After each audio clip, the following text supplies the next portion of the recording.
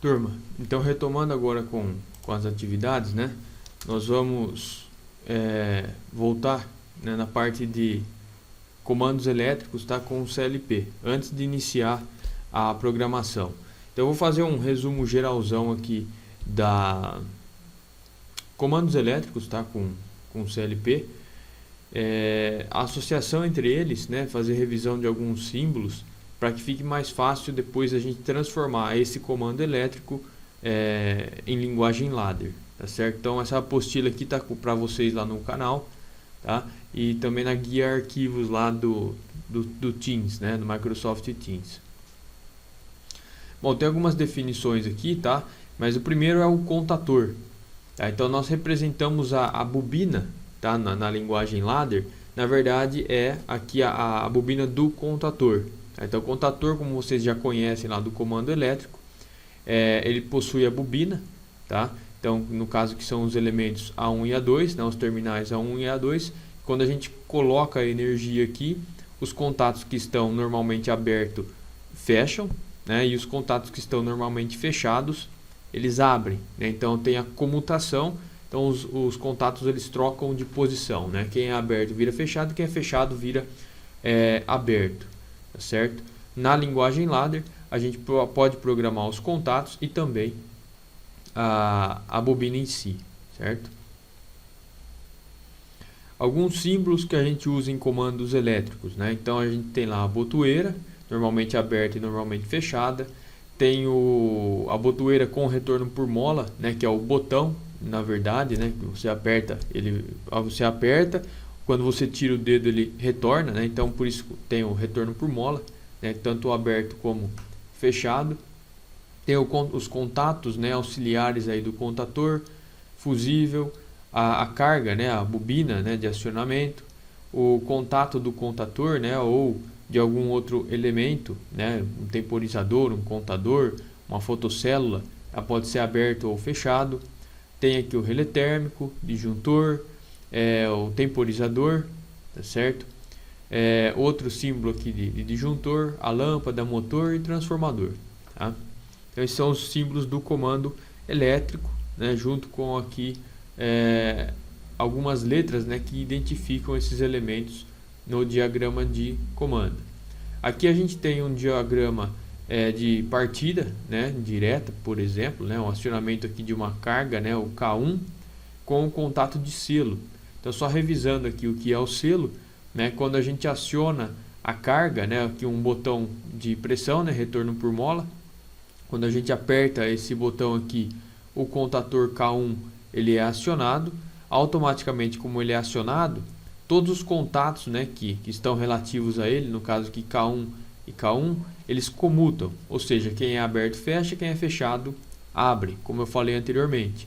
Tá? Então apertei o S1, ele energizou a bobina de K1, o contato que era aberto vai fechar, certo? E a hora que eu solto, tiro a mão do botão, tá? O sistema ele fica alimentado, né, pelo K1, tá? A corrente não passa pelo botão porque está aberto, né? Mas ele desvia aqui pelo contato que foi fechado. Então quando a gente faz esse procedimento, né, nós dizemos aí em comandos elétricos que nós estamos selando, né, esse botão, tá certo? É um botão com retorno por mola, a gente está fazendo com que ele se comporte como uma chave, tá? Entre aspas aí, né? Através do comando selo. E aí a gente associa, tá, esse contato de selo aqui com os contatos de memória, tá, lá da linguagem ladder. Outra questão bastante importante que a gente usa os contatos de memória da programação em ladder é para fazer o intertravamento, tá? Intertravamento é aquela propriedade, né, não seria uma propriedade, tá, mas uma técnica, né, do diagrama de comandos, onde a gente impede, né, que uma determinada carga acione quando outra esteja acionada, né? Então aqui vocês podem ver, né, que o contato de K1 está em série com o acionamento de K2 e o contato de K2 está em série com o acionamento de K1. Então, nessas condições, né, no caso aqui, para acionar, por exemplo, o K1, o K2 precisa estar desacionado, né, que aí sim a gente consegue fechar o circuito e energizar o K1. Caso contrário, o circuito aqui ele se mantém dessa forma, né? Aqui é um intertravamento também, né, com dois contatos aqui em série, tá? Fica aí no caso que eles dizem, né, a ligação condicionada aqui também, né? A gente aqui a gente faz o intertravamento, né, com o contato fechado, e com o contato aberto a gente faz o que eles chamam aqui de ligação condicionada, tá certo? Então eu preciso que o K2 esteja acionado para que o K1 também seja acionado, tá? Vocês vão ver que isso depois lá na linguagem ladder a gente consegue também fazer bastante simples, né, com os contatos, né? A proteção dos circuitos, né, aqui com o relé de proteção. E aí nós temos aqui um exemplo de diagrama elétrico de uma partida com reversão, o que parece aqui, tá? E depois vocês vão ver que a gente consegue fazer tudo isso daqui na linguagem ladder também. Aqui nós temos o diagrama de comando para essa partida, tá? E o diagrama de potência. Vocês vão ver que esse diagrama de comando aqui, se a gente rotacionar ele, né, no 90 graus aí, ele vai ficar na posição horizontal, tá? E aí vocês vão ver que como característica, né, a gente tem o L1 aqui e o L2 aqui. Então rotacionando, né, o L1 vai ficar para a esquerda e o L2 para a direita. Então a gente consegue aí fazer uma grande analogia, né, entre o diagrama de comando e a linguagem ladder, certo? Aqui a mesma coisa, tá? É uma partida direta. Vocês vão ver que a gente consegue fazer essa ligação aqui com muita semelhança na linguagem ladder, tá? Aqui, ó, já é um exemplo, né? Aqui a gente tem o diagrama de comando e aqui tem um exemplo, ó, desse mesmo diagrama, né, da partida direta, fazendo aqui com a linguagem ladder. Então perceba que a gente tem aqui o E0, que é o botão desliga, o E1, que seria o botão liga, e aqui a bobina do contator que vai acionar o motor, né? Então quando a bobina aciona, esse contato aqui faz o papel do selo, que eu expliquei tempinho atrás, né? Então o selo está em paralelo com o botão que está ligado na entrada 1 do CLP. Tá? Então na entrada 0 eu tenho um contato fechado, que na verdade é o meu botão fechado, né? Eu tenho um contato aberto na entrada 1 e o contato de memória S, que faz parte da lógica do CLP, tá? É um circuito que a gente não liga ele na entrada, tá? Esse contato S aqui, a gente não liga ele na entrada, então eu não preciso pegar um contato auxiliar do contator e levar até a borneira lá do CLP, tá certo? A única coisa que eu preciso fazer é criar esse contato aqui na programação.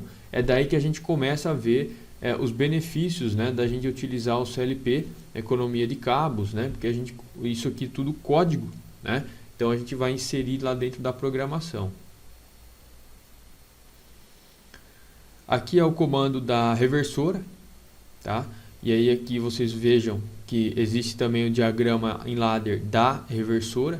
Então no caso aqui S0 é a entrada 0, né? O E1 e o E2 são as botoeiras, né? S1 e S2 para sentido horário e anti-horário. O S1 e o S2 aqui, tá? São os contatos de selo, né? De acionamento, né? Das botoeiras, e também os contatos de intertravamento que são fechados aí no caso, certo?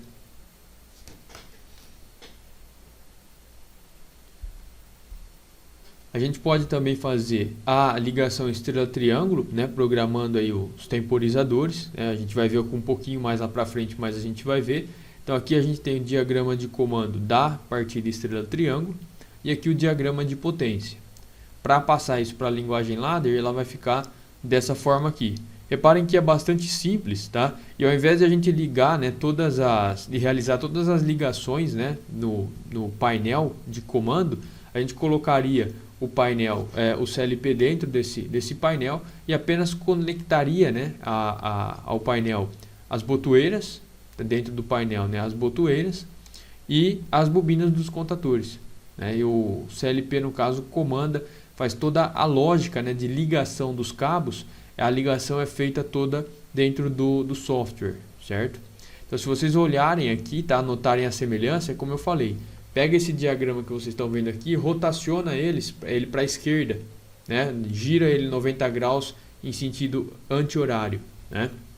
Gira ele para a esquerda. E aí vocês vão ver que exatamente, né, ó, o S0, depois ele vem o S1, né, ó, S0 que é a entrada 0, o E1 que é a entrada em paralelo, aí ele conecta aqui, ó, no temporizador, que seria aqui o temporizador, tá? Então, vocês vão ver que a gente vai desmembrando desde a partida direta, né? Fora os outros circuitos que a gente vai fazer, para até chegar aqui na partida estrela-triângulo e fazer circuitos aí, né? Que são de aplicação mais prática, né? Automação de portão, semáforos, sinaleiras, tá? Fotocélulas, enfim. A gente vai fazer realmente bastante circuitos industriais para fixar esse conceito. Tá? Então isso aqui foi uma aula assim bastante básica para vocês verem que tem uma relação. Tá? A próxima aula, que é a aula número 4, eu vou explicar como é que é feita a lógica, né? Não associando ao diagrama de comandos, mas sim a eletrônica digital, para talvez quem tenha um pouco mais de habilidade com eletrônica, né?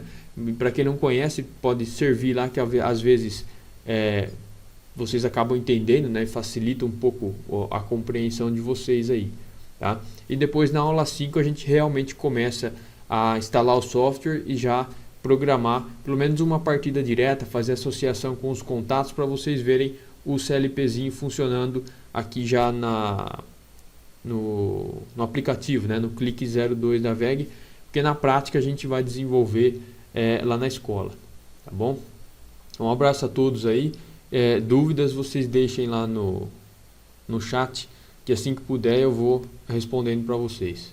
Tá bom? Um abraço, obrigado para quem assistiu até agora aqui. Até mais.